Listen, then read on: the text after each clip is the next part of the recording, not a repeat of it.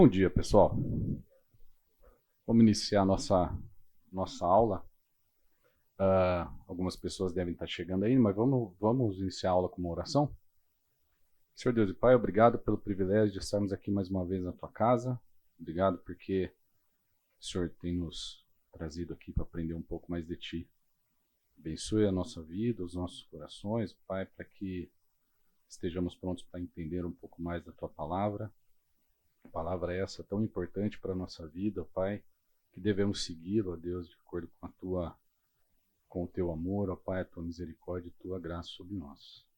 Abençoe a cada um aqui, é o que te pedimos em nome de Jesus. Amém.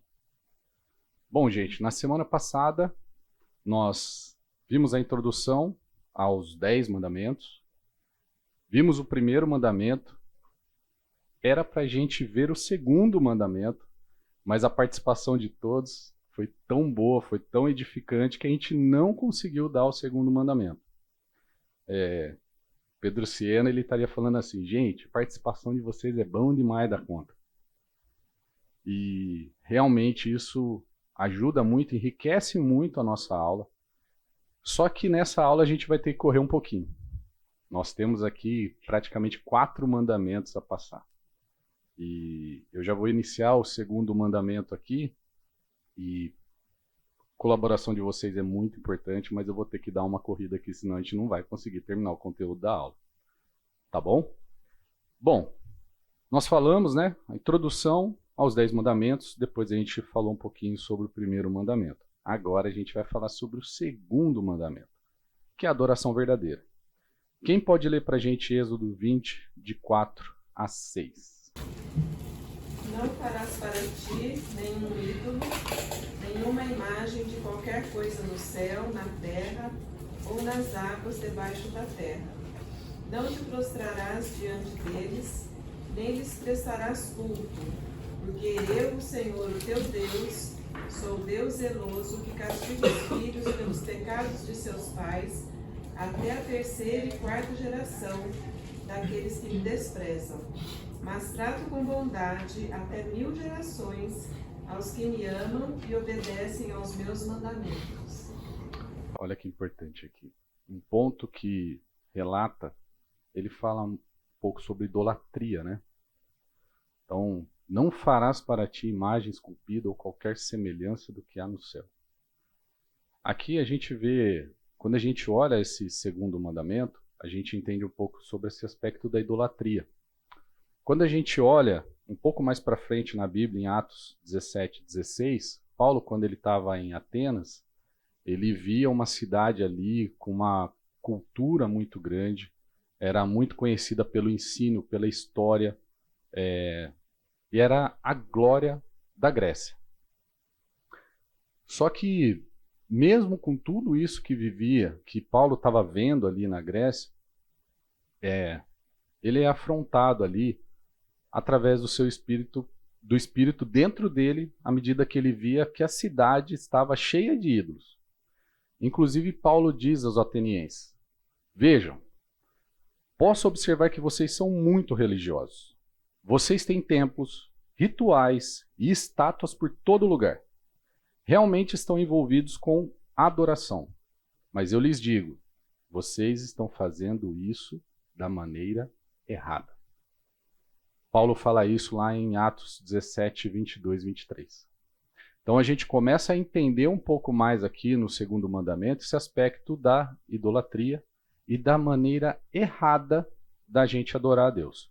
A gente vai ver agora um pouquinho em relação a algumas questões aqui. Será que a gente adora a Deus da maneira correta? A gente já parou para pensar alguma vez nesse sentido? Será que de alguma forma a gente tem tido atitudes com que não condiz com a adoração verdadeira? Essa é uma perguntinha que eu estou fazendo para vocês, mas para reflexão. A gente não precisa responder aqui de fato se nós estamos tendo uma adoração da forma certa ou errada, mas é algo para a gente refletir. Será que o segundo mandamento está trazendo para a gente aquilo que de fato a gente precisa entender que é adoração da maneira correta a Deus? Nós vemos aqui um ponto que, quando a gente coloca a adoração a Deus de maneira errada, a gente pode ver alguns aspectos aqui que a gente vai ler que são importantes para nós. Primeiro, adoração arbitrária. Um exemplo, o bezerro de ouro. O que é uma adoração arbitrária? É querer limitar a soberania e o poder de Deus num único lugar. Deus é soberano, Ele é Deus de tudo, de todas as coisas. Ele criou tudo. Ele é Deus. Não tem como a gente simplesmente encaixá-lo num lugarzinho e achar que ali é Deus. Não tem como a gente simplesmente olhar para algum lugar e falar assim, ali é Deus. Não, Ele é muito mais do que isso. Ele é tudo. Então, quando a gente olha esse ponto, a gente vê que o povo de Israel tentava adorar a Deus, mas de maneira errada. Então, quando a gente vê pontos como esse, a gente precisa observar na nossa vida o que de fato a gente tem feito. Será que também a gente não tem feito um bezerro de ouro para a gente? Por isso que eu coloquei essa perguntinha para a gente aqui. Não devemos fazer imagens para representar Deus em nenhuma forma. Isso quer dizer aqui, gente, que Deus não é contra a arte, pintura, etc. Não tem nada a ver com essa questão aqui. Inclusive o tabernáculo tinha o quê? Anjos e palmeiras. Certo? O que mais? A arca tinha querubins. E o próprio Deus deu o espírito a Bezalel e a Oliabe para que fossem artista e artesão. Então, o sentido aqui não é o aspecto do que se nós podemos ou não fazer artes. Deus criou tudo. Ele já fez a arte por nós. A gente só precisa contemplar. Certo? A proibição é atribuição de alguma imagem, de algum objeto que nos traz a eficácia espiritual. Esse é o problema. Quando a gente olha para algum ponto, meu Espírito Santo está cheio porque eu olhei aquela parede. Meu Espírito Santo está cheio porque eu olhei aquele bezerro de ouro. Ele representa Deus. Precisamos tomar cuidado com isso. Então a proibição aqui, como eu disse, é atribuir a alguma imagem ou objeto eficácia espiritual. Como se o homem fizesse ou produzisse algo que representasse a Deus. A gente não consegue fazer isso. Certo? Algum comentário até aqui? Eu vou abrir, eu sei que eu falei que a gente precisava correr, mas é sempre importante a opinião de vocês, gente. Eu estou só considerando que Deus é absoluto, qualquer adoração é arbitrária. Exatamente, Rafa. Exatamente. O Rafa, todo mundo entendeu o que o Rafa falou? Sim? Não? Quando a gente vê que Deus ele é absoluto, qualquer adoração contrária a isso é arbitrária. Então assim, Deus é absoluto. Não existe nenhum tipo de adoração que não seja só a dele. Não existe outra. Então, quando a gente olha pontos como esse, obrigado, Rafa. A gente olha pontos como esse, a gente vê essa proibição no segundo mandamento. Não devemos adorar nenhum tipo de imagens. 1 Samuel 4:11, a gente vê lá toda a situação que o povo estava vivendo de Israel, de pecado, de desobediência, e no meio daquela guerra que eles estavam vivendo contra os filisteus, ali a gente vê que o povo hebreu foi derrotado, e aí o que eles têm a brilhante ideia? Vamos pegar a arca e vamos trazer aqui, porque daí a gente vai conseguir derrotar o povo filisteu. E o que aconteceu? O contrário. Eles perderam de novo. Mas por que eles perderam de novo? A arca não era a representação de Deus ali que poderia ajudá-los? Mas eles estavam fazendo de maneira errada. Eles não estavam obedecendo, muito menos ouvindo a Deus. Eles simplesmente olharam um objeto e falaram: esse objeto vai ajudar a gente a vencer a guerra. Mas não foi assim que Deus instruiu. Deus não tinha dado a instrução a eles. Eles simplesmente, por soberba, vontade própria, por achismo, pegaram a arca e levaram lá achando que ia vencer a guerra. E não venceram, porque estavam fazendo da maneira errada. Quando a gente olha isso, a gente vê que eles usavam a arca como uma forma de talismã. Era algo que eles usavam ali como se fosse: coloquei aquela corrente aqui com aquele símbolo específico, acabou, estou protegido. Nada vai acontecer, ninguém vai me vencer. Estamos completamente enganados se a gente está pensando dessa forma. Um dos problemas que se levanta é que as pessoas adoram a Deus. Eles não discutem a questão que o Rafa levantou, mas por meio de alguma coisa que eles querem lembrar a Deus. Então qualquer coisa que eles queiram fazer. E essa é uma proibição também do mandamento. Vocês não façam nada, nem para lembrar de mim, nada. Né? Então não poderia fazer, por causa de Deus ser absoluto, né? Sim. Então você tem que fazer isso, mas também nem meio. E aí o erro das pessoas que são idólatras no sentido mais objetivo da palavra, né? Sim. Lembra na primeira aula que a gente falou, né? Será que a gente não adora Deus e outra coisa? Rapidinho, eu acho que quando Jesus fala para a samaritana, né? Que Deus busca adoradores e que o adore em espírito e em verdade.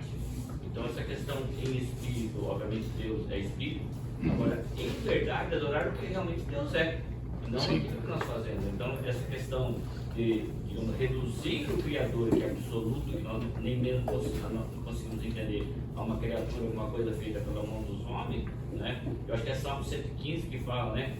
Tornem-se semelhantes a eles todos o que adoram. Então quando o homem adora um ídolo, ele torna-se semelhante a ele. Ou seja, não anda, não fala, não pensa, né? Então, essa questão da idolatria, eu penso que o resumo de tudo é toda a lei de Deus, ela é em benefício do ser humano. Ou seja, quando ele estabelece a lei, não é porque Deus quer ou Deus é uma pessoa vaidosa, não é isso. É porque a adoração da imagem faz mal ao próprio homem. Sim. Ele tende a tornar-se aquilo que ele adora. Ou seja, se ele faz uma imagem de madeira, não fala se tem determinada característica, ele tem que se tornar semelhante a aquilo. Sim. Ele quer exclusividade, né? Ele quer exclusividade. Então, quando a gente olha também ali em Jeremias 7, de 11 a 15, a gente vê que o templo ali tinha como encantamento de boa sorte. Então, era uma situação que existia naquele contexto. E trazendo isso para nós, a gente também pode fazer o mesmo.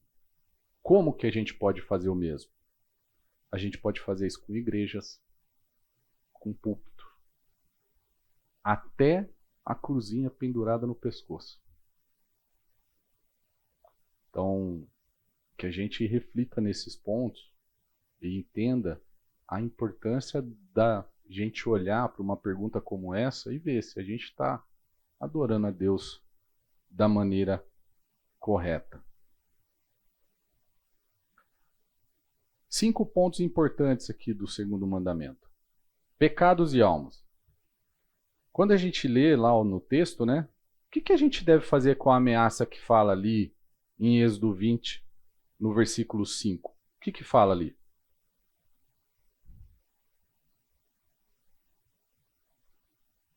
Não te prostrarás diante deles, nem lhes prestará culto, porque eu, Senhor teu Deus, sou teu zeloso, que castigo os filhos pelos pecados de seus pais até a 3ª e a 4ª geração daqueles que me desprezam. Olha que interessante aqui, né? Visitar a iniquidade dos pais nos seus filhos. Essa advertência ela é repetida em outros textos também no Antigo Testamento. Êxodo 34, 6 e 7, Números 14, 18 e Jeremias 32, 18. Mas o que isso significa? Existe talvez ali um mal entendido no aspecto de como esse verso ele é entendido. Então a gente vê que Ezequiel 18 traz um pouco dessa correção. Ele tenta trazer para a gente um pouco dessa correção.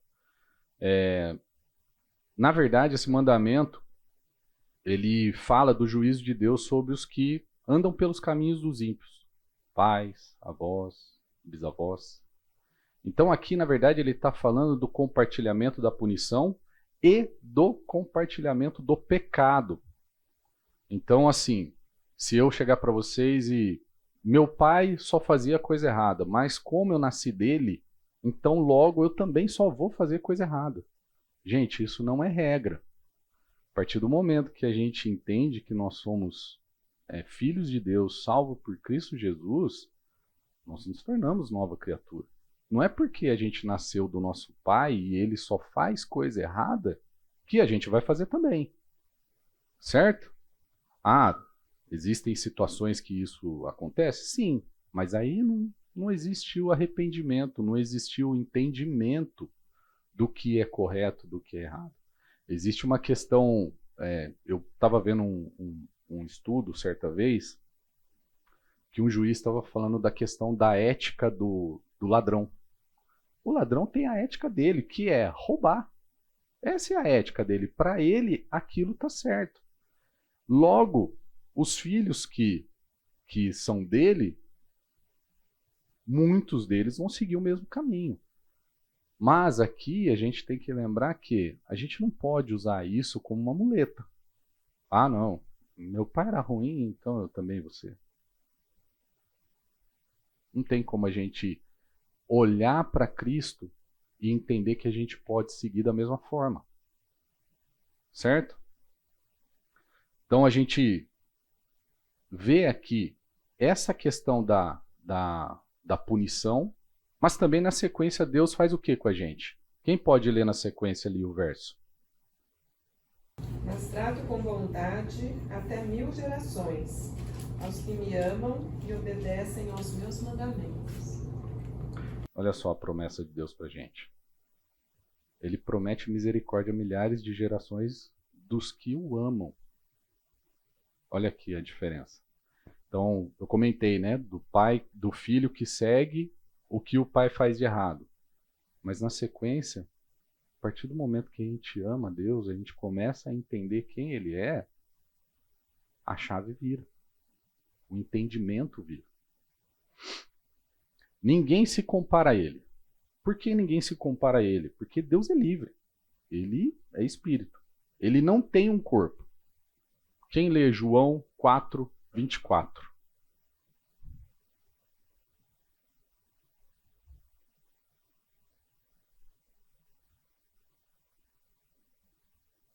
Deus é espírito, e por isso os que o adoram devem adorá-lo em espírito e em verdade. Olha só, não tem como a gente tornar visível o invisível. Certo? Deus é zeloso, nenhuma imagem pode capturar a glória dele. Quando a gente pega esse ponto aqui de ninguém se comparar a ele, é isso. A gente não pode colocar a glória de Deus numa representação, numa imagem ou uma figura. Quando a gente olha em Apocalipse, a gente vê uma visão daquele que está no trono. E ele é mostrado em metáforas visuais. Luz, arco-íris, cores, mar, fogo, candeias, tronos. Não tem como a gente colocar visível aquele que é invisível. Certo? A visão da crença vem por onde? Pelo ouvir. Lá em Deuteronômio, a gente vê claramente a experiência do Sinai. E que foi ali um paradigma da autorrevelação de Deus. Moisés lembrou os israelitas que quando o Senhor apareceu em meio ao monte, ao fogo sobre o monte, eles escutaram o som de palavras, mas não viram forma alguma. Havia somente uma voz. Deuteronômio 4:12. E por esse motivo os israelitas não deveriam se corromper ao fazer imagens visíveis. Aqui é esse alerta para a gente, da gente não colocar na nossa vida coisas visíveis representando a Deus. A fé vem por onde? Pelo ouvir. Quem pode ler para a gente Romanos 10, 17?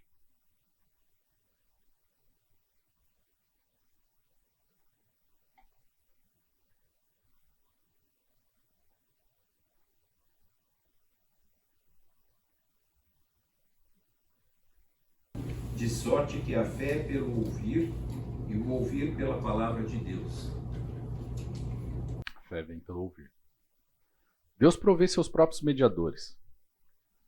É interessante que dá para a gente fazer uma relação, né? Quando o povo de Israel, eles fizeram o bezerro de ouro, né?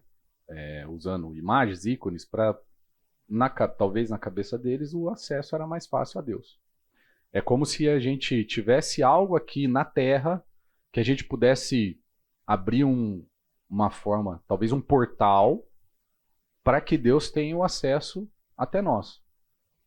Mas é interessante porque Deus já havia prometido mediadores através dos profetas, sacerdotes e reis. Então não precisava de outro mediador. Ele já tinha dado para nós. Por que então fazer outros deuses? Por que então colocar imagens, ícones que mostram quem ele é? Isso é algo que a gente precisa refletir na nossa vida. Quando a gente olha o povo de Israel, a gente vê eles fazendo isso, mas será que a gente não está fazendo isso também? Olha a reflexão para a nossa vida. Quando a gente olha o que Deus fez por nós, ele já fez um mediador. É só nós lermos 1 João 1,14. Alguém lê para a gente, por favor.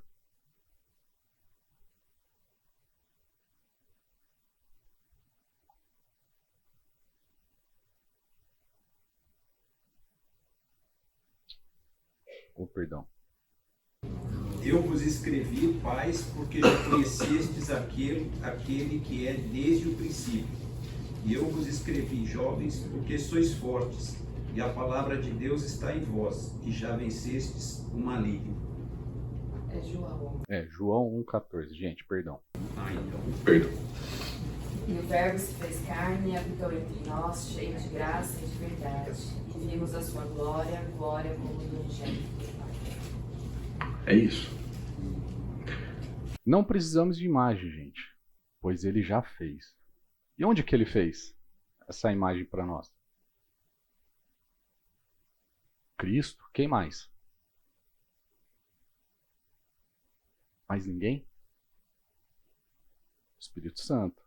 Mas lá em Gênesis 1, 26, 27, mostra que a gente também, nós somos feitos à imagem e semelhança dele. A gente acaba esquecendo disso também. Então, quando a partir do momento que a gente cria uma idolatria, ou idolatra algo, ou alguém, ou uma imagem, a gente está diminuindo a Deus em quem ele é, porque ele nos fez como ele nos fez, com a sua misericórdia, graça, amor por nós. Quando a gente olha no contexto de Êxodo 18, a gente vê ali o pecado de um contra o outro. Então existiam muitos problemas ali. E ali a gente vê que claramente tem uma situação de idolatria. Porque a partir do momento que eu peco contra o outro, eu posso lembrar da idolatria, que é a mesma coisa. Tem um sentido ali muito próximo. Por quê? Se eu quero adorar colocando algo, fazendo como visível, querendo mostrar quem é o invisível, que é a idolatria, da mesma forma, como a gente pode pecar com o próximo se nós somos semelhantes a ele? Então tem um sentido nisso daqui, nessa questão da idolatria, quando a gente peca contra o próximo, quando a gente maltrata o próximo, a gente está esquecendo que nós somos imagem e semelhança do Senhor. A partir do momento que a gente está fazendo isso, a gente está corrompendo o segundo mandamento. Certo? Tá bom. E como a gente guarda o segundo mandamento? Vale lembrar aqui que tudo que a gente está falando, que o segundo mandamento é sobre algo muito maior que simplesmente a gente cultuar Baal, por exemplo. É sobre a liberdade e zelo do nosso Deus. Então tudo que nós falamos até aqui fica inapropriado a gente usar imagens, a gente usar ícones, a gente criar situações que talvez mostrem quem é Deus. Ele é Deus, ele é invisível. Ele não tem forma. Ele é Deus de tudo. Então, quando a gente olha para isso, a gente precisa tomar cuidado, né? Guarda-se das imagens de Deus, tanto externas quanto imaginárias. O que isso quer dizer para a gente? Quando nos concentramos em oração, precisamos tomar cuidado se a gente não está colocando um ícone, uma imagem na nossa cabeça. Quando a gente ajoelha diante de uma imagem, e às vezes, gente, a gente fala das religiões que têm imagens de adoração, mas às vezes a gente faz o mesmo. A gente olha para determinada coisa e fala assim, opa, ó Deus aqui, ó. Reflita um pouco sobre isso. Será que a gente não tem feito isso de alguma forma? Ou beijar até uma estátua. Isso pode ser corromper o segundo mandamento. É como se a gente parasse para pensar, olhando na situação dos israelitas, e eles falassem assim para Deus, mas Deus, a gente tá... o bezerro de ouro é para veneração e não adoração. Imagina a cabeça de Deus num momento como esse. Será que ele pensaria numa situação como essa? Segundo ponto aqui, não contribua com a idolatria dos outros. Quando a gente olha o primeiro mandamento, fala de posse. Não terás.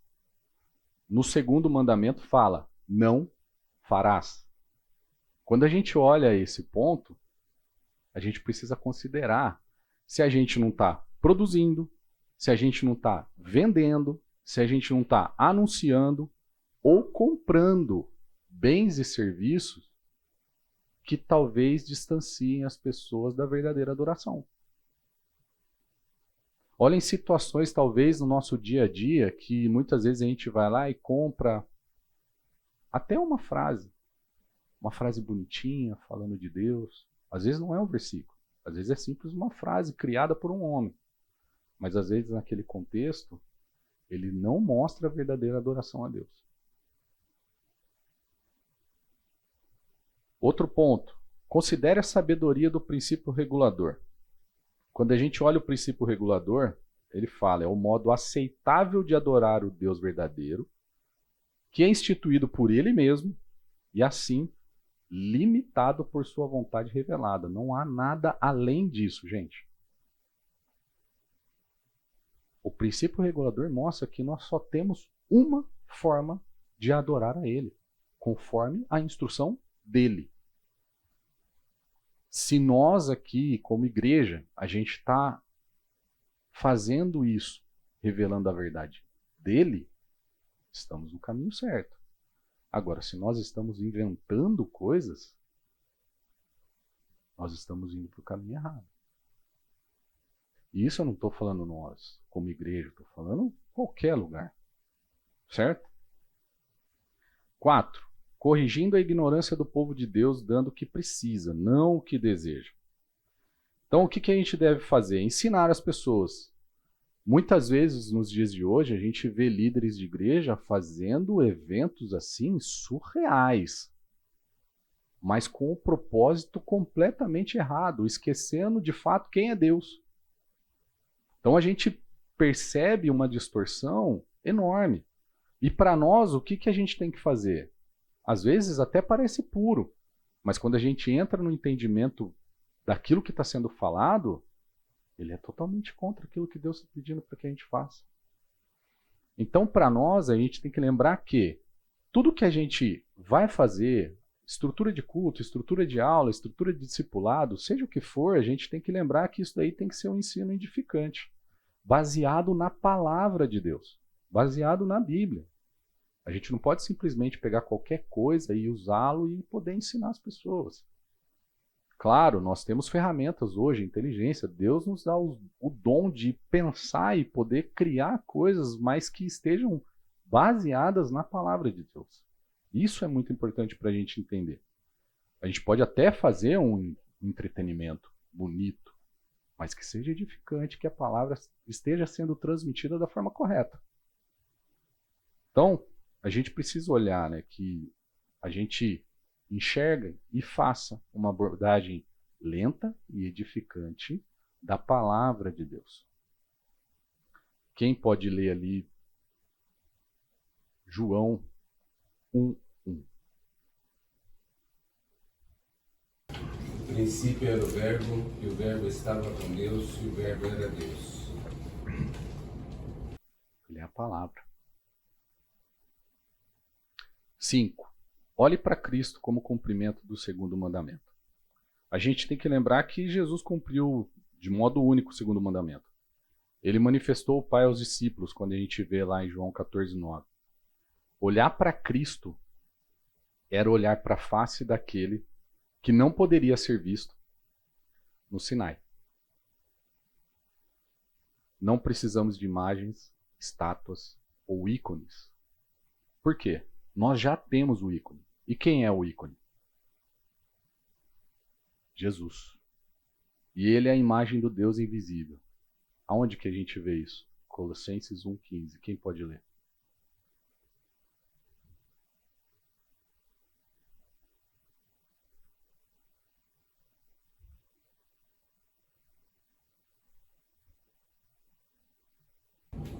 Ele é a semelhança perfeita do Deus invisível. Ele já existia antes de Deus criar qualquer coisa. Texto forte, né? Que a gente entenda o segundo mandamento, que nós já temos o ícone. A gente não precisa de outro. A gente precisa somente entender e saber que Jesus Cristo é o nosso ícone. Fala, Isaac. Sabe o que eu estava pensando? Esse segundo mandamento é tão importante e abrangente que o diabo tentou o próprio Jesus para que adorasse outra pessoa a não ser Deus. Acho que parecia meio desafiador, né? Tentar o próprio Jesus a adorar outra pessoa. Então acho que é uma coisa que provavelmente, eu acho que a intenção de Satanás, como é com a gente também, a nossa própria carne, é desejar alguma coisa que não está de acordo com Deus. Quando eu desejo alguma coisa que não bate com aquilo que Deus deseja, eu dou um jeito de fazer aquilo tornar realidade. Então eu vou fazer pacto com outro rei, no caso dos reis, eu vou negociar a minha honra, deixar Deus de lado, colocar o meu trabalho na frente para que eu consiga aquilo que eu estou querendo. Então, eu acho que é algo que é mais intrínseco na alma humana, esse deixar, colocar outra pessoa diante de Deus, porque quando a nossa vontade está em jogo, a gente pula fora às vezes. Era exatamente esse ponto que eu ia entrar, no sentido de Jesus também foi tentado. Mas ele, por ser perfeito, obviamente, ele não cedeu à tentação. Mas e nós? Foi como Isaac falou. Muitas vezes a gente faz muitos outros deuses, gente. A gente não faz imagem, a gente faz pessoas como deuses. A gente faz o nosso trabalho como um Deus. A gente faz o dinheiro como um Deus. A gente faz os nossos filhos como um Deus. A gente faz o nosso marido ou a nossa esposa como um Deus, colocando no lugar de quem é devido toda a honra e glória. Então que a gente reflita nesse segundo mandamento e pare para pensar que nós já temos o ícone, aquele que suportou a tentação. E nós não precisamos de outro. Tá certo? Só uma coisinha. Eu acho assim que quando fala, não fala para ti imagem de escultura, e fala sobre madeira, pedra, ouro, etc, etc. Eu acho que o grande problema, talvez, da igreja, das pessoas hoje, é você esculpir conceitualmente. Ou seja, você esculpe um Deus da tua necessidade. E Deus hoje está muito mais como CEO de uma grande empresa que trabalha com meritocracia, do que o Deus soberano, absoluto, ao qual nós devemos adorar e servir, não nesse sentido de fazer coisas para que a gente possa ser recompensado ou livrar. Então, essa questão, né, que fala assim, Deus não é uma ideia minha. A ideia que eu tenho de Deus, isso sim é ideia minha. Né? E eu acho que a gente tem que tomar muito cuidado e talvez nesse sentido nós que temos conhecimento da verdade, a gente poder testemunhar isso, né, de uma forma muito forte e rejeitar qualquer ideia de pessoas que criam, não uma imagem de cultura, mas elas esculpem conceitualmente uma ideia de Deus que não corresponde àquilo que verdadeiramente é o Deus. Sim, sim. É isso mesmo. Foi o que eu comentei um pouco antes, né? Muitas vezes nas nossas orações a gente imagina algo e faz aquilo como se fosse um Deus. Então, bem lembrado. E as pessoas fazem isso até de boa fé, né? Porque elas precisam de alguma coisa se apegar no momento da dificuldade. Então, uns olham para aquilo como Deus está assim, distante, né? Na cabeça deles, está distante. Eu estou dizendo de quem constrói alguma coisa. Sim. Eles se apegam a alguma coisa que eles precisam tocar, alguma coisa que eles necessitam dessa transferência, né? Dessa agonia da vida, dos problemas. Então eles querem ficar perto de alguma coisa palpável. Sim. E é por isso que a idolatria vai fazendo isso, né? Cria esse mecanismo de desviar de Deus mesmo uma pessoa de boa fé. Ela quer de Deus alguma coisa, mas ela pega e é desviada pelo ídolo. E adicionando ao que você está falando, de se apegar a algo para que seja como um Deus na tua vida, muitas vezes essa construção é ao longo do tempo, não é algo que acontece do dia para a noite. Isso daí pode ser construído ao longo do tempo, depois de muitos anos. Mas a pessoa, acontece de forma tão sutil que a pessoa não percebe. E vai para a cultura, né? A gente vê Deus chamando Abraão do meio da idolatria e falando assim, ó, vou fazer de você uma nação, né? Que é pela fé, quer dizer, é difícil numa cultura a gente entrar com esses argumentos nossos sem conhecer a cultura e o que tem ali naquela cultura de base de idolatria, porque às vezes a gente vai pregar e a pessoa está desviando aquilo para o ídolo. Sim. É uma coisa muito fácil de acontecer isso. Exato. É isso, gente. Chegamos ao fim do segundo mandamento, quase acabando a primeira aula. Olha que legal. Eu achando que a gente ia conseguir correr bastante, mas pelo jeito a Carol me avisou. Ela acabou de falar aqui. Realmente ela me avisou. Eu falei pra gente sortear as próximas aulas, quais a gente vai dar conta de falar. É muito conteúdo, gente. Não dá pra... Se a gente entra num determinado assunto, não dá simplesmente só pra falar dele e deixar o restante de lado, porque senão a gente pode estar até distorcendo o que está sendo falado aqui. Bom, mas vamos iniciar. Ainda não deu o sinal. Vamos começar aí o terceiro mandamento. Vamos tentar fazer o terceiro, o quarto e o quinto hoje. Terceiro mandamento. Êxodo 27. Não tomarás o nome do Senhor teu Deus em vão, pois o Senhor não considerará sem culpa quem tomar seu nome em vão. Aqui é importante a gente pegar essa palavrinha vão. O significado da palavra vão é vazio, fútil, inútil. Tá? Eu coloquei aqui, né? Seria blasfema. Algo muito sério e que a gente tem que ter cuidado. Uma das coisas mais importantes, nós como pais, quem não é pai ainda vai saber um dia o que é, a primeira coisa que a gente faz pelos nossos filhos é o quê? Qual a primeira coisa? Mãe e o pai, mãe chega, marido, estou grávida. O que a gente fala?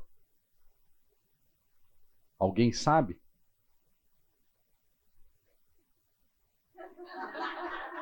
Dependendo do pai, sim. Dependendo do pai, sim. Ou tem certeza. Mas uma vez que já está tudo certo, o que a gente faz? A gente dá o nome. A gente dá o nome. Gente, antes da gente continuar, vamos pro café, 10 minutinhos, por favor, sejam pontuais para a gente poder correr aqui, tá bom? Bom, gente, vamos iniciar aqui o nosso terceiro mandamento. A gente falou um pouquinho antes da gente sair para o intervalo que a primeira coisa que a gente faz pelos nossos filhos é escolher o nome deles. Então a gente consulta a internet, a gente consulta a Bíblia, a gente pega livro com nomes variados, a gente lembra de familiares, que foi o meu caso, dos 4 filhos que a gente escolheu não só baseado pelos gostos que nós tínhamos por nomes, mas também pela família. Então a gente tem a Ana Clara, eu e a Carol a gente queria uma Ana, a gente só não sabia qual seria o segundo nome, então teve ali um debate se seria Ana Maria, se seria Ana Flávia, e aí a gente escolheu Ana Clara. E mesmo foi com os outros meninos. O Gabriel, a gente queria Gabriel também. O Pedro, eu queria um Pedro e a Carol queria um Pedro Henrique, então esse foi fácil. E o Joaquim a gente escolheu por conta do meu avô e do bisavô da Carol, acho que chamava Joaquim também. E o Fernando porque a gente precisava de um nome composto. Não dava para deixar um sem, né? Então, gente, a gente escolhe primeira coisa que a gente faz com nossos filhos, a gente escolhe o nome. Então, isso também mostra a importância que Deus dá com o nome do Senhor. E por isso, o terceiro mandamento ele não pode ser levado em vão, de forma vazia, de forma fútil, como eu disse, né? A gente viu no primeiro mandamento que Deus proíbe a adoração de deuses falsos, certo? A gente entendeu a importância disso. A gente viu no segundo mandamento que Deus proíbe a gente adorá-lo de maneira errada, certo? E aí a gente pode pensar que o terceiro mandamento é mais tranquilo, porque é só o nome dele. Então, aqui não tem problema nenhum. Mas a gente precisa se preocupar muito com isso. Quando a gente lê Levítico 24:16, diz o seguinte: todo aquele que blasfemar contra o nome do Senhor certamente será morto. Toda a congregação o apedrejará. O estrangeiro, assim como o nativo, quando blasfemar contra o nome, será morto. Era uma lei civil para a nação de Israel. Para nós, a gente pode ver um paralelo ali em 1 Coríntios 5, de 9 a 13. Mas aqui, Levítico mostra para a gente a gravidade desse pecado, onde até o estrangeiro estava sujeito à punição. De quão grave é blasfemar contra o nome do Senhor. Então, se o povo de Israel precisava e o estrangeiro também, era porque Israel deveria saber, e o estrangeiro, né, que o nome do Senhor era santo. Ele é santo. E não deve ser blasfemado de forma alguma. Por isso que eu coloquei aqui embaixo que blasfêmia é algo muito sério e que a gente deve ter cuidado. E a perguntinha para nós é: será que temos blasfemado? Eu gosto de fazer essas perguntas para reflexão, tá, gente? Para depois a gente parar e pensar um pouquinho. Será que de fato a gente tem blasfemado contra o nome de Deus? O que exatamente é proibido no terceiro mandamento? De tomar posse do nome de Deus, de modo que seja, como a palavrinha em vão mostra, vazia, fútil, de forma inútil. Ou, para quê? Propósitos errados. Isso não quer dizer que a gente tem que evitar o nome do Senhor, gente. O nome do Senhor, quando a gente pega ali no Antigo Testamento, ali tem aproximadamente 7.000 vezes o nome do Senhor ali. Então isso não quer dizer que a gente não pode usar o nome dele. Mas sim, a gente precisa tomar cuidado como a gente está usando o nome dele. Tomar cuidado para que a gente não use de forma indevida. Muitas vezes a gente está numa situação de... A gente tem aqueles velhos jargões, né?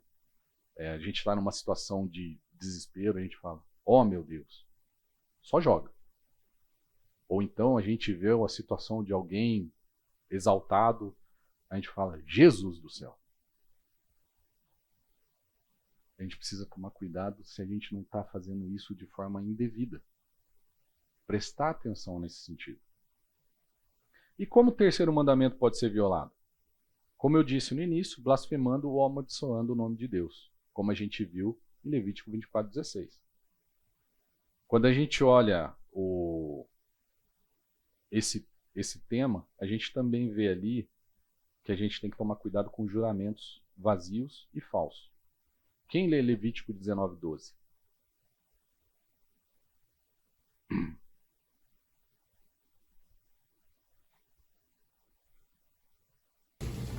Nem jurareis falso pelo meu nome, pois profanarás o nome do teu Deus. Eu sou o Senhor. Oséias 10:4, parte A.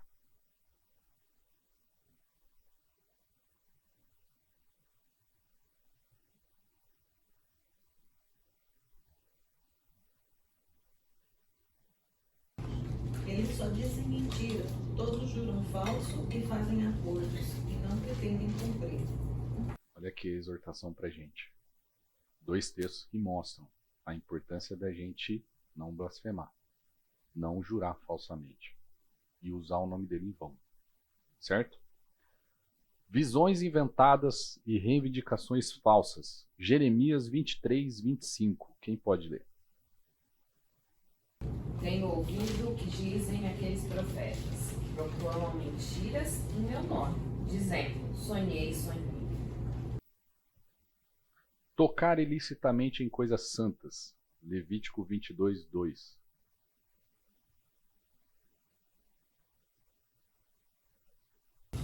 Diga a Arão e aos seus filhos que tratem com respeito as ofertas sagradas que os israelitas me consagraram, para que não profanem o meu santo nome. Eu sou o Senhor. Interessante a gente olhar esses textos e enxergar quais são os pontos da forma como a gente pode violar o terceiro mandamento. Para nós, a gente tem a Cristo. Será que a gente está levando o nome dele em vão? Na nossa vida diária, fica essa perguntinha para a gente. Por que o terceiro mandamento é tão sério? Quando a gente lê Êxodo 3, 13 e 14, o que está acontecendo ali? Moisés pergunta para Deus, né? Na conversa que ele está tendo com Deus ali na sarça ardente, Moisés faz uma pergunta para Deus, dizer o que ele deve falar quando o povo de Deus entender que o Deus dos pais dele enviou Moisés até eles. Ali Deus se mostra soberano e mostra a autoridade dele e a autoexistência dele, porque ele diz, eu sou quem sou. Quando a gente vê também, Moisés pede a Deus que mostre a sua glória, em Êxodo 33, Deus ali mostra toda a sua bondade. Ele fala, eu vou mostrar toda a minha bondade passando diante de você, Moisés. Eu vou te mostrar isso. E ver a glória de Deus e entender que Ele é Deus. Então, conhecer Yahvé, o Senhor misericordioso, bondoso, não é apenas conhecer algo sobre Deus. É conhecer o próprio Deus. Como a gente vê ali em Êxodo 34, de 6 a 8. Deus se manifesta ao falar o seu nome. Por isso que para nós, como eu falei no início, o nosso nome é algo muito importante. Como Deus mostra quem Ele é através do nome dele, para nós também é assim. Se a gente parar para pensar num ente querido nosso, no cônjuge, filho, neto, bisneto e tudo mais, você não consegue olhar para aquela pessoa sem associar o nome dela. Se eu falar do meu filho Gabriel e olhar para ele, eu sei que ele é o Gabriel. Da mesma forma a gente faz isso com aquelas pessoas que são especiais para nós. E Deus faz isso da mesma forma, quando Ele fala do nome dele, de quem Ele é. Certo? Não podemos usar o nome de Deus como brincadeira, mas sim com os mais exaltados termos. Agora eu vou pedir, nós temos alguns textos aqui que são importantes a gente ler. Alguém abre Salmo 8:1, outro abre Salmo 29:2, vamos ler a parte A. Outro abre Mateus 6:9, outro Atos 4:12. Depois, alguém abre Romanos 10:13 e por último, alguém abre Filipenses 2 e lê os versículos de 10 a 11. Quem achou Salmo 8:1 pode ler.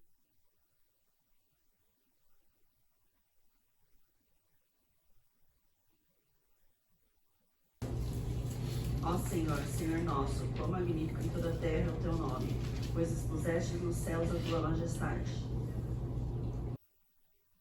Salmo 29:2, parte A. Atribuam ao Senhor a glória que o seu nome merece. Mateus 6:9. Portanto, vós orareis assim: Pai nosso que está nos céus, santificado seja o teu nome. Atos 4:12. E não há salvação em nenhum outro, porque abaixo do céu não existe nenhum outro nome dado entre os homens pelo qual importa que sejamos salvos. Romanos 10:13. Porque todo aquele que invocar o nome do Senhor será salvo. Filipenses 2:10, 11. Para que ao nome de Jesus se dobre todo o joelho, dos que estão nos céus e na terra e debaixo da terra. E toda língua confesse que Jesus Cristo é o Senhor, para a glória de Deus Pai. O que Deus mostra através da palavra dele aqui pra gente?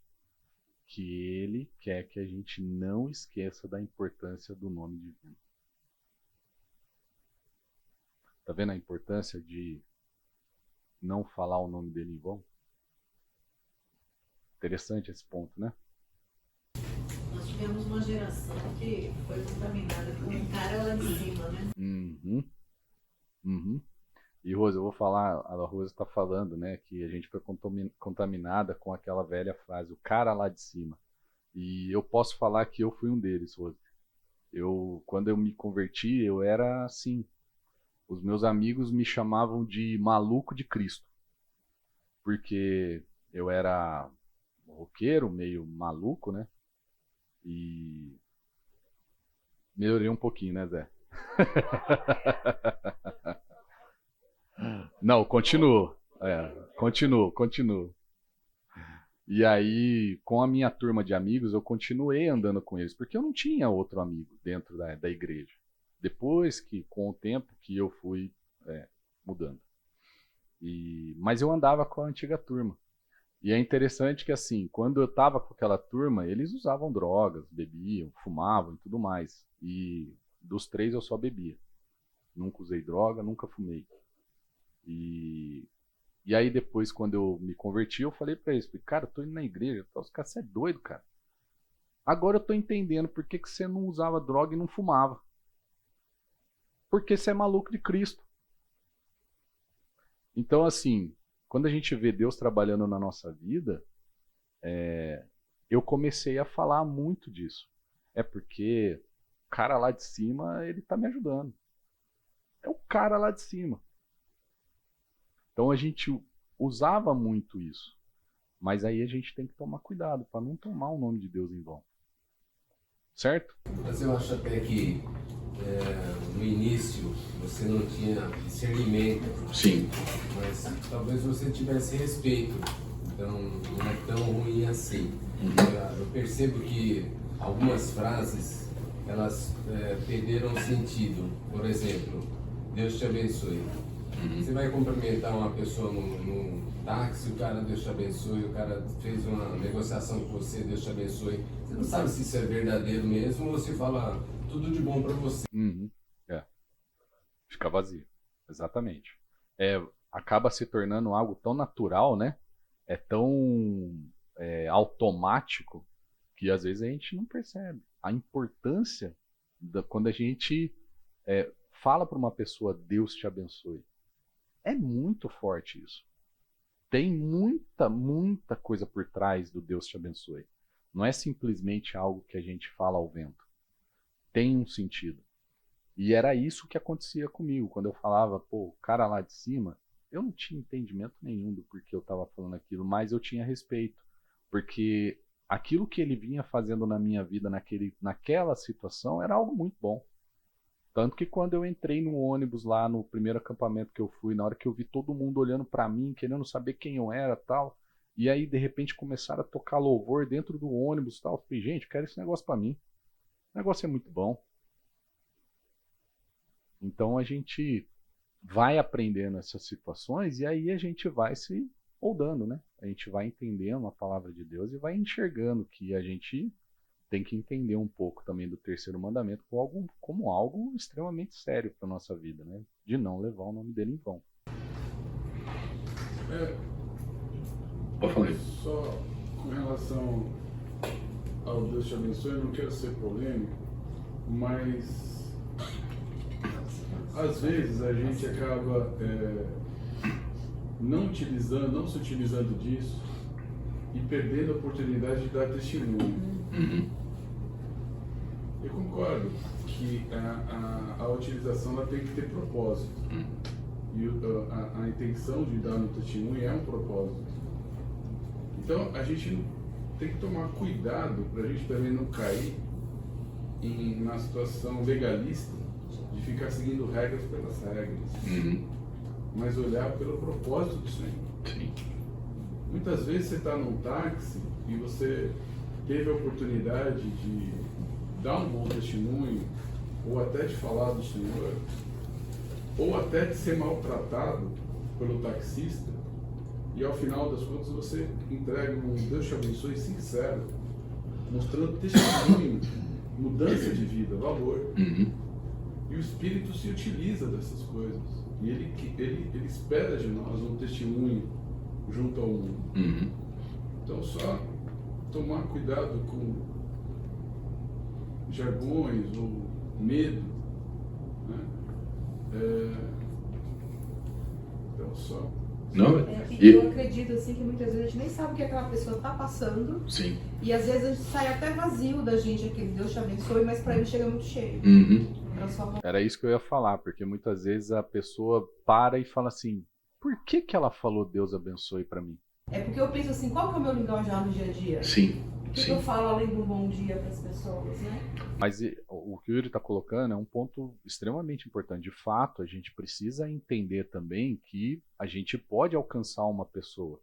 A gente tem que tomar cuidado para que não seja simplesmente uma palavra vazia. A nossa intenção do coração ela é extremamente importante. É o nosso coração que fala o que de fato a gente está querendo dizer com aquele Deus te abençoe. Pra gente que é cristão, o Deus te abençoe, ele virou comum na nossa vida, né? Sim. Deus te abençoe, né? Sim.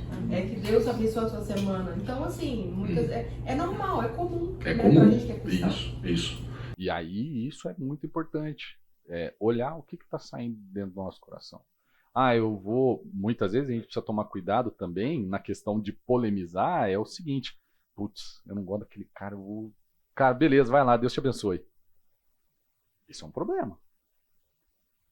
Qual é a intenção do nosso coração quando a gente faz isso? Se usa a frase só como jargão, aí a gente está incorrendo na questão do usar o nome de Deus em vão. Sim.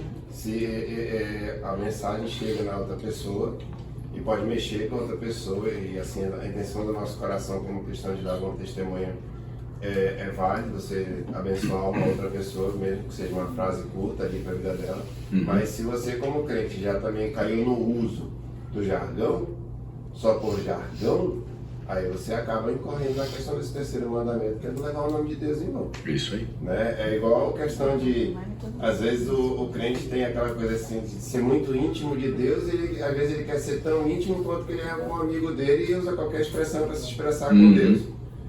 Não funciona assim, né? Tem que lembrar sempre que quem é Deus e quem somos nós diante de Deus. É isso aí. Então, eu conheci um senhor lá em Manaus, Ele se converteu, assim, saindo da adolescência para a juventude dele, ele tinha uma consciência muito grande. E aquela questão, por exemplo, nós somos de uma geração que você pedia a bênção do tio, da tia, do pai, da mãe. Se você chegasse na casa de um familiar e não pedisse a bênção, era o resto do dia inteirinho de esporro, né? Você tinha que ficar ali... Só que uma vez ele falou uma coisa que eu fiquei pensando, eu disse, cara, eu não tomo mais a bênção dos meus tios. E eu já expliquei para minha mãe, eu fiquei assim, porque por que alguém alcoólatra que vive tendo problema com a família, que não tem um bom casamento, não sei o que ele tem para me abençoar? Eu fiquei pensando, eu sempre pensei nessa situação, digo, cara, realmente, mas assim, eu, como cristão, ter uma palavra que vai tocar nas outras pessoas que não têm Cristo na vida, realmente aí pode fazer diferença. É isso mesmo. Isso mesmo. Vamos lá, pessoal. Vamos correr aqui. Como não obedecer o terceiro mandamento? A gente deu alguns exemplos aqui, certo? Pensando no que não devemos fazer. Usar o nome de Deus para o que é falso. A gente pode dizer, ó, vai lá, cara. Deus te abençoe aí, ó. Beleza. Segue o baile aí. Esse é um ponto que a gente pode comprometer o nome de Deus por conta dos planos do nosso coração. Que foi o que eu acabei de falar. 2. Usar o nome de Deus para avançar a nossa agenda. Ah, o Senhor me disse para eu fazer isso. Ou até pior, o Senhor me disse para te dizer isso. Ah, vou falar isso daqui para correr porque eu tenho muita coisa para fazer, então deixa eu... Ó, o Senhor me disse para te dizer tal coisa, ó. É assim, assim, assado, beleza? Vai lá, Deus te abençoe, vira as costas e vai embora. É perigoso isso. Quando reivindicamos a autoridade divina para nós, o nome de Deus é santo. Ele não deve ser associado indiscriminadamente por nós. Simplesmente porque a gente se coloca na posição de Deus e acredita que a gente tem que ter autoridade divina para nós. Usando o nome de Deus para o que é fútil. O próprio Jesus advertiu isso em Mateus 6:7. Quem pode ler?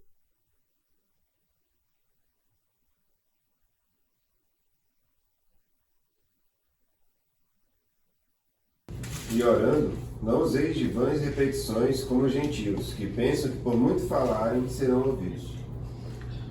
Jesus está falando aqui pra gente daquilo que está da pureza do nosso coração, da forma com que a gente está orando. A gente pode fazer uma oração bonita, palavras bonitas, mas o que de fato está saindo de dentro do nosso coração? Orações rápidas, porque a gente tem compromisso. Senhor, abençoe meu alimento. Obrigado, amém. Esquecemos de orar. Senhor, amém. Senhor, tu sabes. Ó, que maravilha. Essa Marcão, essa daí é boa mesmo. Essa é legal. Essa é clássica. Senhor, tu sabes. É claro que ele sabe, mas é isso que está saindo do nosso coração, gente? Se é isso que está saindo do nosso coração, a gente está levando o nome de Deus em vão. Ele é nosso Criador, Salvador, Juiz e Rei. Não devemos falar seu nome de forma leviana. Será que a gente tem vivido dessa forma, gente? Para pensar um pouco. Será que a gente tem levado o nome de Deus de forma leviana? Muitas vezes a gente tem que lembrar quem nós somos. A gente está na igreja de Cristo. A gente canta. A gente busca. A gente quer fazer o que é certo. Todos nós queremos fazer o que é certo. Só que quando a gente olha de forma leviana, a gente está manchando o nome de Deus e levando uma vida e conduta diferente daquilo que Ele nos orienta. Uma exortação que a gente vê ali no Novo Testamento, em Colossenses 3,17, quem pode ler para a gente?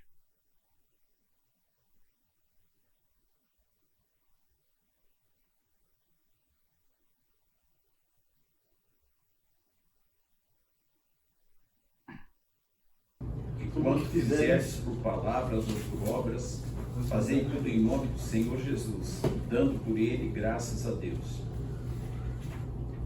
Olha a importância da gente não levar o nome dele em vão.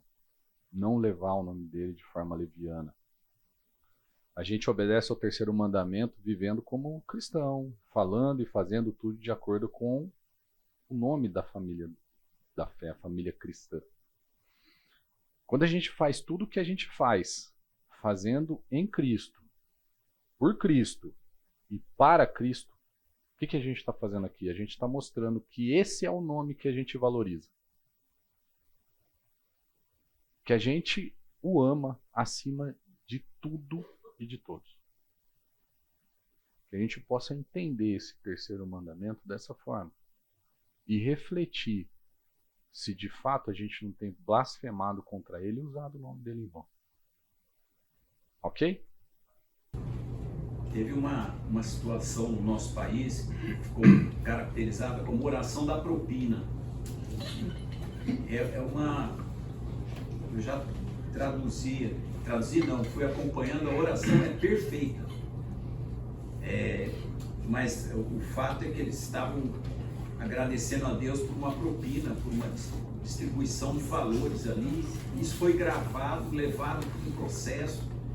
Quer dizer, acho que é o caso mais típico assim, que a gente pode ter, englobando essa questão de não levar em conta esse Criador, Salvador, Juiz e Rei.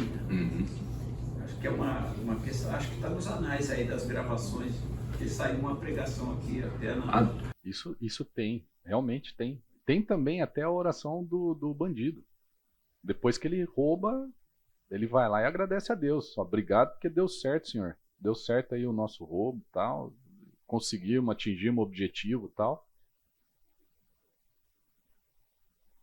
A gente vai ver mais pra frente isso daí. Não roubarás, mas o cara tá agradecendo. Interessante, né? Bom, gente, vamos começar o quarto mandamento? Descanso em Deus.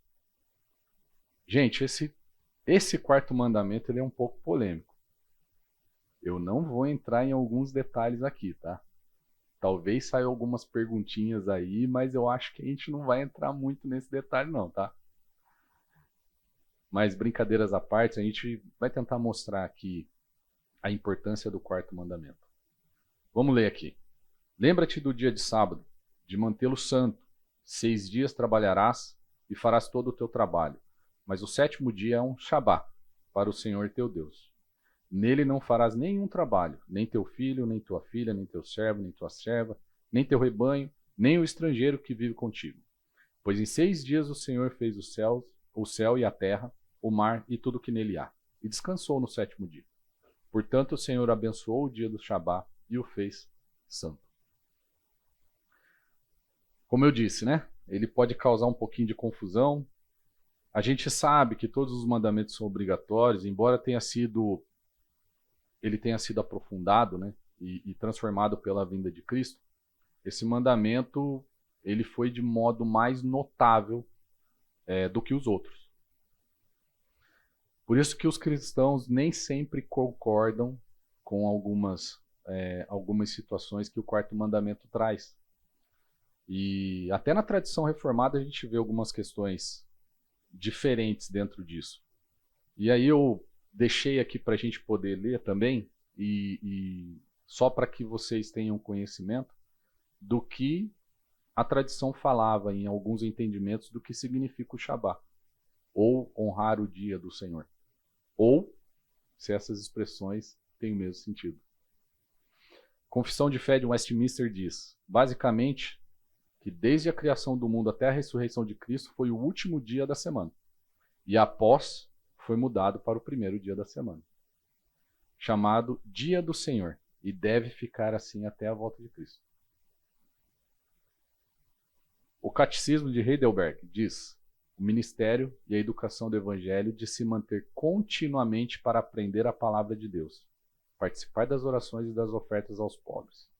E que em todos os dias da minha vida eu me abstenha dos maus caminhos, que o Senhor trabalhe em mim por meio do seu Espírito e assim inicie nesta vida o eterno Shabá.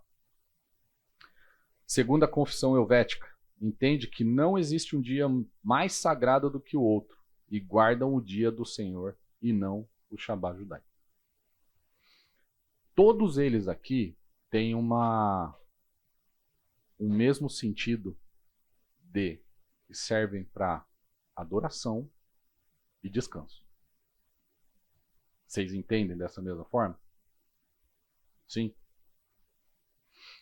Todos eles acreditam no quarto mandamento. Mas existem algumas questões importantes aqui. Domingo é o Shabá cristão, é um dia festivo, é um dia de descanso. Guardamos o dia como dia do Senhor. Eu não quero entrar nesses detalhes do que é, do que não é. Eu quero entrar em alguns detalhes que são mais cruciais. Ele é confuso, mas ele é crucial. Ele é o mandamento mais longo, uma curiosidade para nós. É mencionado com mais frequência do que qualquer outro mandamento, quando a gente olha biblicamente. O Shabá, além do dia da expiação, é onde todo trabalho é estritamente proibido. É o único mandamento que o Senhor claramente deu à nação de Israel antes do Monte Sinai, quando a gente vê lá em Êxodo 16. Aqui outra questão. De onde veio as semanas? Porque quando a gente olha, né? Deus trabalhou 6 dias, descansou no 7º dia. Isso quer dizer que foi a semana. Então, quando a gente vê que foi a semana, ela foi constituída por Deus. Se a gente olha, né? Nossa agenda tem essas questões. Né? Nós temos dias, semanas, meses e anos. Quando a gente olha os dias vêm por conta da rotação da Terra, certo? O mês, ciclo lunar, para aqueles que gostam de astronomia, como eu. E o ano é a Terra girando em torno do Sol, certo? Mas a semana foi Deus que deu da forma que ele viu que era o certo. É interessante isso, né? A gente olha dias, semanas, meses e anos. Mas Deus, ele foca na semana. E aí, ele mostra pra gente que no 7º dia é um dia de descanso e adoração. Um pouquinho aí do Shabá no Antigo Testamento e no Novo Testamento. Ele se inicia em Gênesis 2:3. E aí a gente pode argumentar que o Shabá mosaico ele é diferente do Shabá da criação. Mas aqui a gente não pode negar que a gente vê um princípio do Shabá em ação desde a criação do mundo. Certo? A gente vê claramente a ligação entre adoração e descanso aqui. Tanto que no livro que eu estou me baseando para a gente poder dar essa aula, o autor ele faz um destaque que ele fala o seguinte: descansamos para que possamos estar livres para adorar a Deus. E adoramos a Deus, em parte, confiando nele para descansar. Já no Novo Testamento, é importante a gente notar que nunca vemos Jesus violando o 4º mandamento. Podem procurar lá, vocês não vão achar. Em Marcos 2, a gente vê Jesus falando aos discípulos para eles fazerem o quê? Alguém lembra o que está escrito lá em Marcos 2? Não precisam ler, só... Exatamente. Ele colhia as espigas de milho para comer, dizendo que o sábado foi feito para servir as pessoas e não o contrário. Certo? Então a gente vê aqui claramente que Jesus ele reintroduziu o Shabá como um dia para fazer o bem, não apenas cumprir o nosso dever ritual. Certo? E como guardar o 4º mandamento? Faz parte da vontade moral revelada por Deus. É a maneira como guardamos o 4º mandamento, ele mudou depois que Jesus nos mostra isso. A gente deve confiar em Deus. Jesus nos mostra o significado mais profundo e completo do Shabá, que devemos confiar em Deus como nosso provedor, mantenedor, libertador e salvador. As penalidades judiciais e legais que existiam no 4º mandamento, elas foram eliminadas quando a gente vê Jesus, quando ele traz isso para nós. O cessar as obras, ele mostra aqui que quando a gente guarda o quarto mandamento, ao descansar na obra consumada de Cristo. O autor de Hebreus 4 mostra isso pra gente, né? Existia uma rebeldia do povo de Israel, e aí teve a ira de Deus. E a promessa vem para quem? Para aqueles que creem nele. Certo? Então a gente deve descansar de nossas obras, como Deus fez com as dele, confiando, acreditando e dependendo de Cristo, e não na nossa própria força. Certo? Como eu disse, eu não vou entrar em discussões aqui do quarto mandamento, então nós vamos passar para o quinto mandamento. Fábio, eu queria só deixar registrado aqui, o Marcelo Berti está expondo sobre o sabá. Ele está hoje acho que deve ser a sexta pregação. Acho que é a sexta. Maravilhoso são os sermões que ele tem pregado. Quem puder, escute, porque tem sido fantástico o que ele tem pregado sobre isso. O que a Rose está falando é que o Marcelo Berti, pastor da igreja da Fonte São Paulo, ele está fazendo um estudo sobre o Shabá. Muito bom, gente. Está no Spotify. Procurem. Muito interessante. Lá tem detalhamento muito bom, de fato. Eu comecei a estudar, mas como eu estava me preparando para cá, eu não consegui aprofundar muito.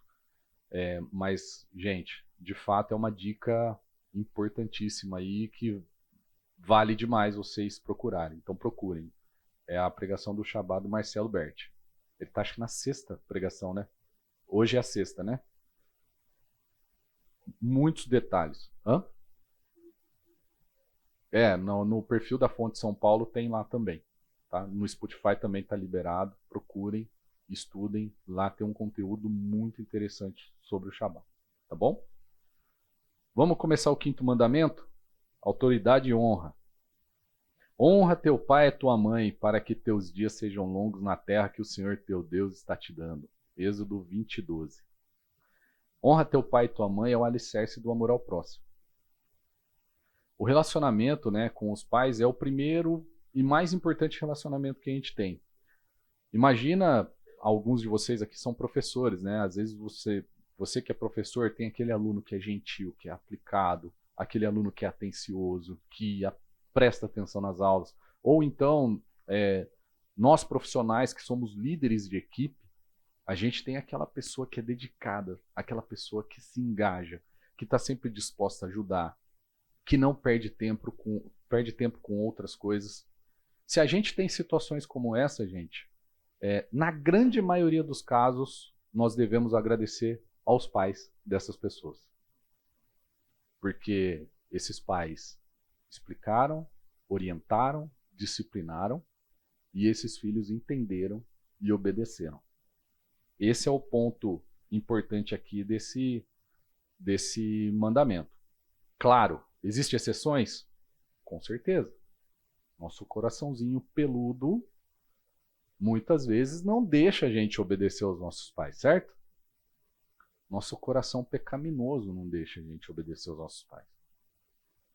Mas a gente aprende, através dessa autoridade de pai e mãe, como é a autoridade fora de casa. Quando a gente entra para a escola, quando a gente entra na nossa vida profissional, a gente acaba aprendendo isso. E a gente precisa levar isso em consideração, porque também é um mandamento muito, muito sério. Quando a gente olha para Moisés, quando ele diz no Pentateuco, quem pode ler Deuteronômio 21, 18 a 21?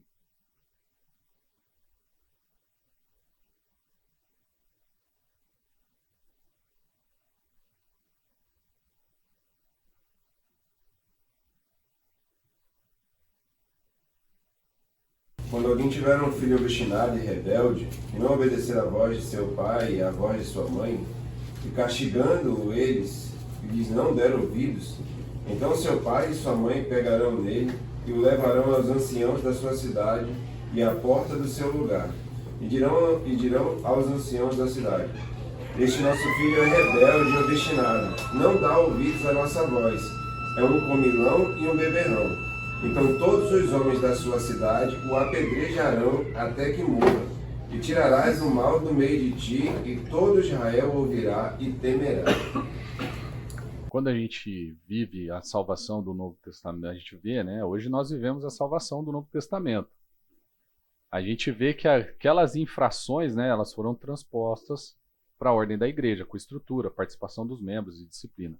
Gente, 5 minutinhos eu termino esse slide aqui e a gente acaba a aula, tá? Essa passagem de Deuteronômio nos mostra quão notável é a história do filho pródigo. Ele fugiu, era um comilão, era um beberrão. Mas aí a gente vê as boas novas ali em Lucas 15, 24. Quem pode ler Lucas 15, 24?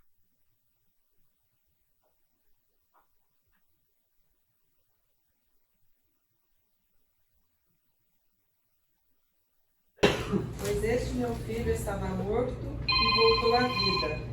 Estava perdido e foi achado. E começaram a festejar o seu regresso. Olha só. Essa é a nossa boa notícia para os filhos rebeldes.